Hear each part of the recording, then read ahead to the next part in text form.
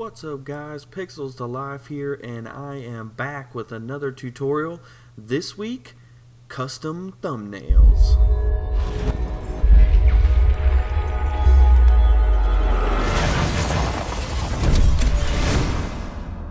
Thumbnails can be interpreted in a lot of different ways, but no matter what you are going for, there are some essential pieces to a good custom thumbnail.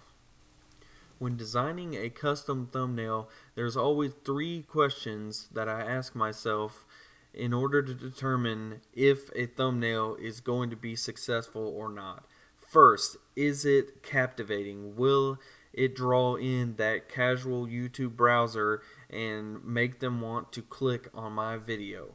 Number two, is the text visible even at a very small size? In sub boxes, the thumbnail that you create is very small, so you want to ensure that the text is large enough in the original version that whenever it's sized down to a very small size for sub boxes, for instance, it is still readable for your viewers.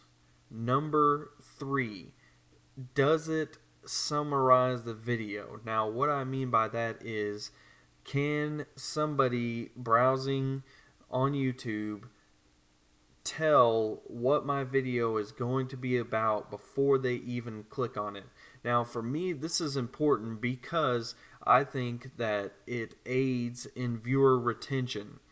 If you just put up a thumbnail that has some scantily clad woman and some high contrast colors, and somebody clicks on that video and your video comes up and the thumbnail has absolutely nothing to do with the content of the video, for me, that's a deal breaker. For me, I'm clicking off that video and not watching it any further. So those are the three questions that I ask myself whenever I'm designing a thumbnail to ensure that it is going to draw viewers in and not drive them away.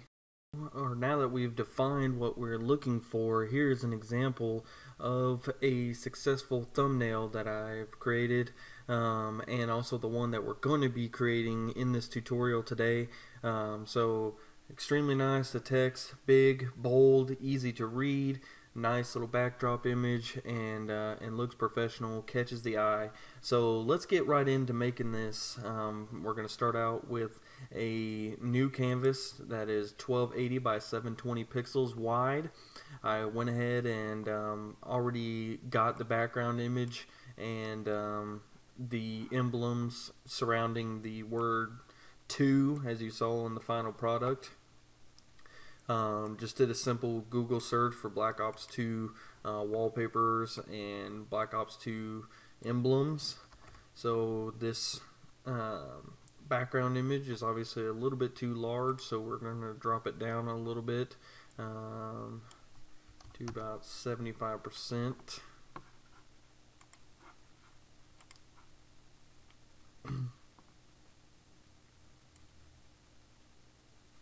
And we're going to drag it over here just a little bit, so that way the text can be the focal point in the center of the canvas here. Now, this is a little bit too bold. There's too much going on in the background here, and it will distract from the text if we don't do something with it. So we're going to go to Filter, then Blur, then Gaussian Blur.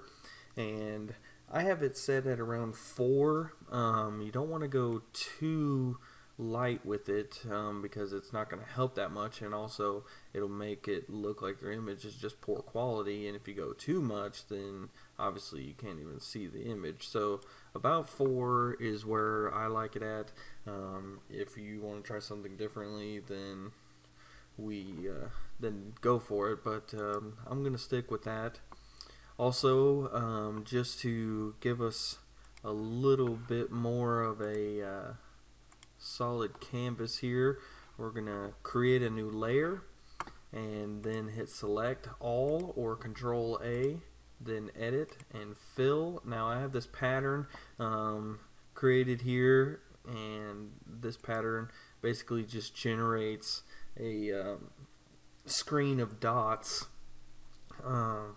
and it's basically going to give us like a black background, or at least it's going to make the text pop like it's on a black background. So so now that we have our background laid out, and exactly the way we want it, we're going to go ahead and start with the text. Now the text, you want to choose a bold font. You can use cursive fonts as well, but I find that the bold fonts work a little bit better, and also I am planning on adding text effects. So I'm going to create each word in the title here as a separate layer, and the reason for that is when I add the text effects, I want the text effect to only take place over the span of each individual word. I don't want the text effect, like for instance on this one I'm going to add a gradient to it, and I don't want that gradient to span the entire length of the title here. I want the gradient to go over every individual word here. So what I'm doing is I'm varying the text size, and what this does is it gives it a little variance and a little more visual interest. Obviously we want everything to be lined up correctly.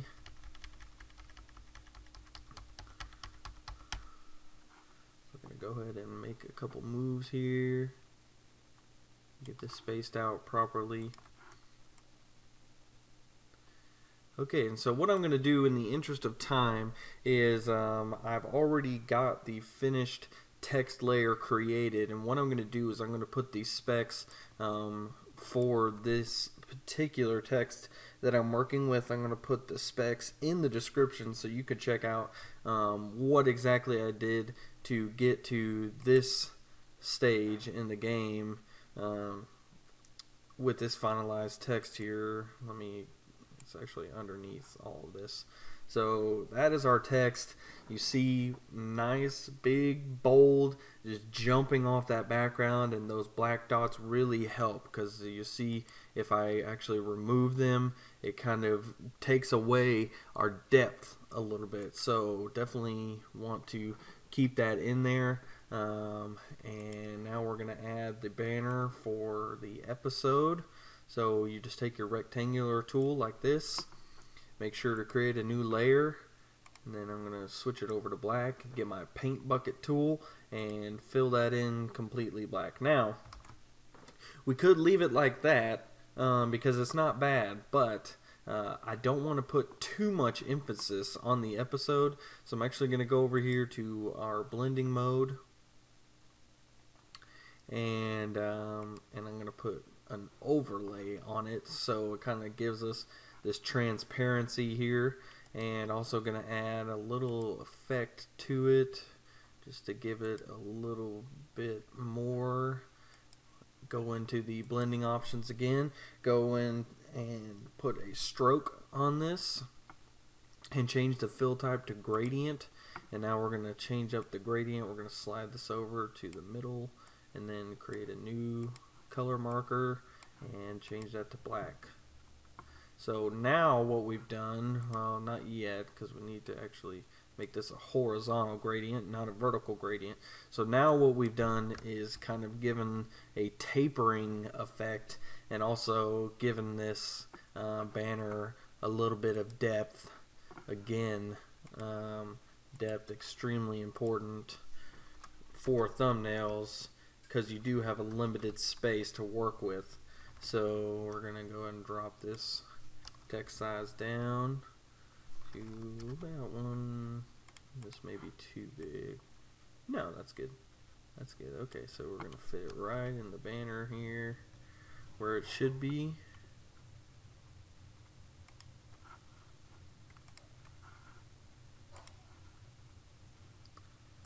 Horizontal centers. Alright, so now we've got our text in place. Everything looks good. Now the background is just a little bit too light. I feel we need to kind of cool it off a little bit. So what we're going to do is we're going to add a gradient over it. Obviously that's ridiculous because it's gone. But when we change the blending mode to overlay, look how much better that is. Just makes the text pop just even more, and also makes the background not look so washed out. So now for the finishing touches, we are going to create a new layer. Go up here and select all once again. Edit. This time we're going to go with stroke, 8 pixel width, and the color is going to be black. So what this has done now is we've just kind of framed our canvas, and again adds even more pop to the text. And the very last thing, we're going to grab the polygonal lasso tool, create a new layer, and we're going to draw a triangle from corner to corner here, and we are going to fill that in with white. Obviously that's a little ridiculous. Again, our trusty blending mode to overlay, still a little bit too much, so we're going to drag it down just to where it's barely visible. Right about there is good. So that is how you create a custom thumbnail that is going to draw your viewers in. It's going to catch their eye, and in the long run it's going to add views and hopefully subscribers to your channel. If you guys want to see more variations of this thumbnail tutorial, I will be happy to post them. Just let me know in the comments below, and I will see you guys next time. Peace.